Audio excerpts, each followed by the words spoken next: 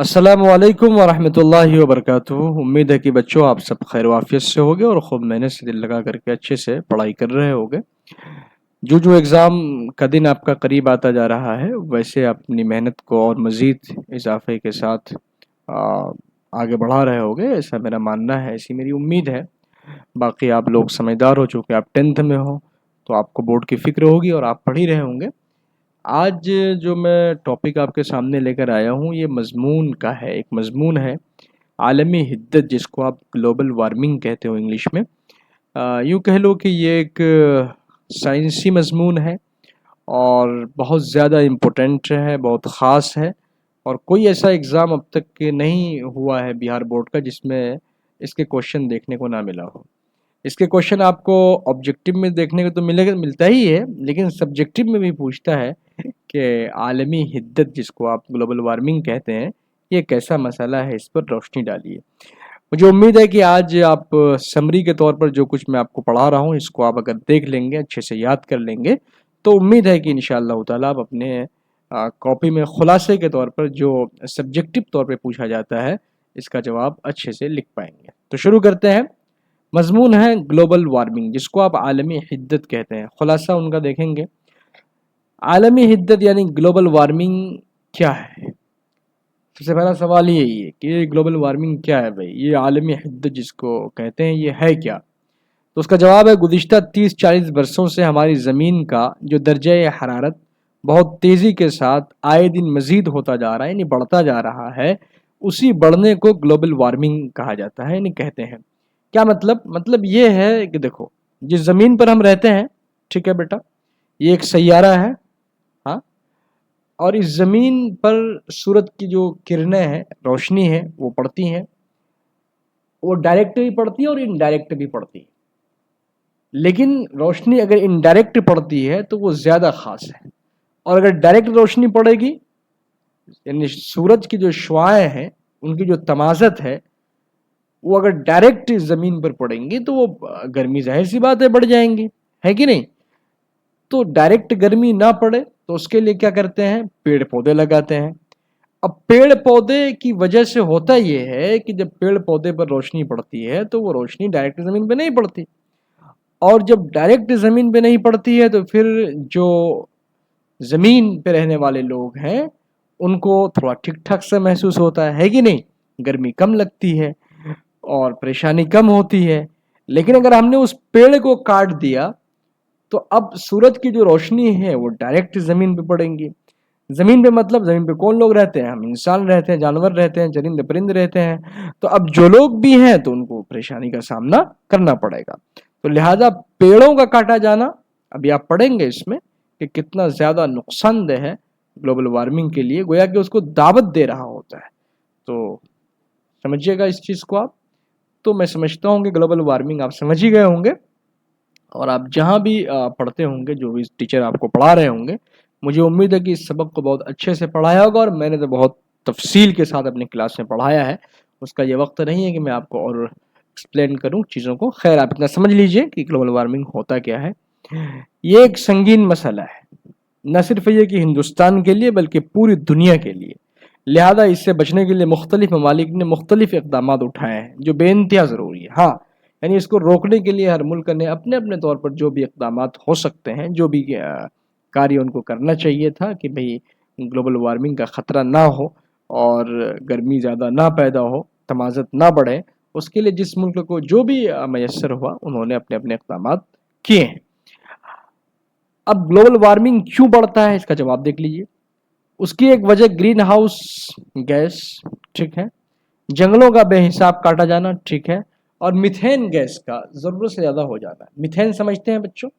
हर सड़ी गली चीज़ से जो गैस निकलती है उनको मीथेन गैस यानी कहते हैं, जैसे गोबर से, है ना, धान के खेत से वगैरह वगैरह।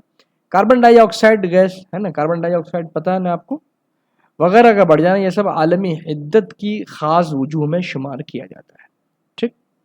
ग्लोबल वार्मिंग को कम करने और उससे बचने के लिए दुनिया के बड़े मुल्कों को ग्रीन हाउस गैसों की मिकदार को कम करनी होगी, जंगलों को कटने से रोकना होगा, और शजरकारी की तहरीक चलानी होगी, मतलब पौधारोपण की तहरीक। ठीक है बच्चों, हम सब जान गए, समझ गए।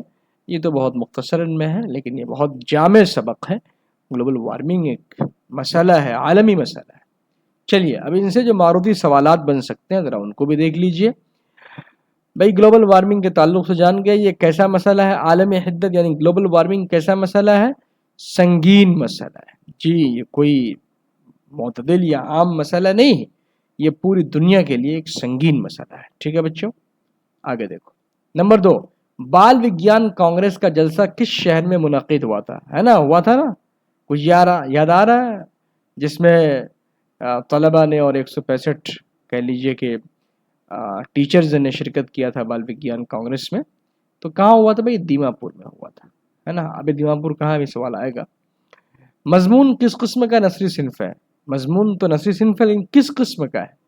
قدیم ترین اصناف میں سے آپ نے پڑھا ہوگا. ٹھیک ہے، قدیم ترین اصناف ہے.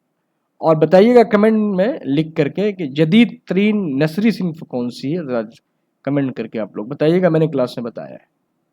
دھان کے کھیتوں اور گوبر سے کون سا گیس نکلتا ہے؟ جی یہ کوئی کہنے کی بات تو ہے نہیں. مونو آکسائڈ بتائیے گا کس سے نکلتا ہے. کاربن ڈائی آکسائڈ کس سے نکلتا ہے، یہی بتائیے گا. بھائی مونو آکسائڈ یہ بڑا خطرناک ہوتا ہے، میں آپ کو بتا دوں. اگر ان کا اگر آپ نے مطلب کہ یہ اگر آپ کے سمپرک میں اگر آ گیا اور آپ کے لنگس میں چلا گیا تو اس کو بلاک کر دیتا ہے. یہ کس میں ہوتا ہے معلوم ہے نا مونو آکسائڈ؟ بچوں سائنس کے بچوں بتایا تھا میں نے، شاید آپ لوگوں کو یاد بھی ہوگا. یہ جو گاڑی ہوتی ہے نا، گاڑی تو جو چلتی ہے تو دھواں نکلتا ہے کہ نہیں دھواں؟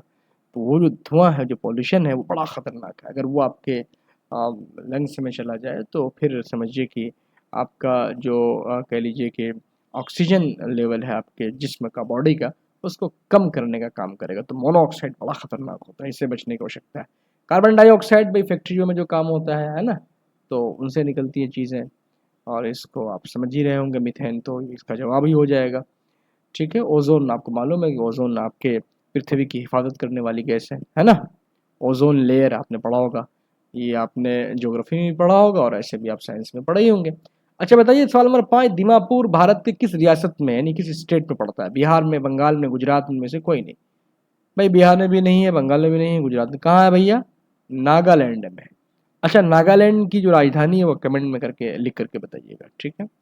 زمین کی جو حرارت میں بتدریج اضافہ، بتدریج مطلب دھیرے دھیرے کر کے جو اضافہ ہوتا ہے اس کو کیا کہا جاتا ہے؟ جی اسی کو تو گلوبل وارمنگ کہتے ہیں. ٹھیک ہے نا. ایک دم سے تھوڑا نا ہیٹ بڑھ جائے گا، دھیرے دھیرے ہی بڑھتا ہے. پورے ملک سے بال وگیان کانگریس میں کتنے اساتذہ کرام نے شرکت کیا تھا؟ جی ابھی بتایا میں نے، 190 نہیں 165 اساتذہ کرام نے شرکت کیا تھا. ٹھیک ہے بھیا. گلوبل وارمنگ کس نوعیت کا مسئلہ ہے؟ مسئلہ تو ہے اور سنگین مسئلہ، لیکن کس نوعیت کا ہے؟ کیٹیگری کیا ہے اس کی؟ انٹرنیشنل ہے بھائی، بین الاقوامی مسئلہ ہے. یہ اسلامی تو ہے نہیں، سیاسی رومانی تو ہے نہیں بھائی، بین الاقوامی مسئلہ ہے. گلوبل وارمنگ کس قسم کا نثری مضمون ہے؟ جی نثری مضمون تو، لیکن کس قسم کا ہے؟ سائنسی ہے بھائی. رومانی مضمون ہوتا ہے، مذہبی ہوتا ہے، لیکن یہ کون سا ہے؟ یہ سائنسی مضمون ہے. بال وگیان کانگریس کے مہمان خصوصی کون تھے؟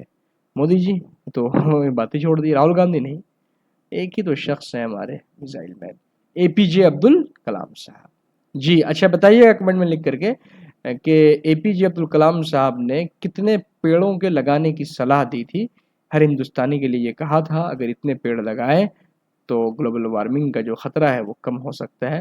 یہ کمنٹ میں لکھ کر کے آپ لوگ مجھے بتائیے گا. ٹھیک ہے، پھر ملتے ہیں اگلی ویڈیو میں. یہ شارٹ ہے، مختصر ہے، ایسے ہی من لگا کر کے پڑھتے رہیے، انشاءاللہ تعالی ایگزام آسانی کے ساتھ گزر جائے گا. اس کے فوراً بعد ہم جو ہے مختصر ترین سوالات کا جوابات بھی آپ کے سامنے لے کر آئیں گے. پہلے آپ آبجیکٹیو حل کر لیجئے، اس کے بعد جو سبجیکٹیو ہے ان تمام کوشچن کو آپ کے سامنے ہم لے کر آئیں گے، بہت مختصر لیکن بہت جامع طور پر. تھوڑا صبر اور دھیریہ کے ساتھ چلتے رہیے، روز پڑھیے تو انشاءاللہ ایگزام کی تیاری آپ کے لیے آسان ہو جائے گی. دیکھیے آپ ایک دم سے پڑھنے لگتے ہیں تو مشکل ہو جائے گی، روزانہ تھوڑا تھوڑا کر کے پڑھتے رہیں گے تو پھر آنے والے وقت میں آپ کے لیے آسانی ہوگی. تو روز پڑھنا 10 منٹ یہ بہتر ہے، بجائے اس کے کہ آپ ایگزام کے ٹائم میں پریشر لے کر کے 5 گھنٹہ 6 گھنٹہ پڑھ رہے ہیں. اس سے بہتر ہے کہ آپ روز 1 گھنٹہ پڑھیں. ٹھیک ہے، ملتے ہیں اگلی ویڈیو میں.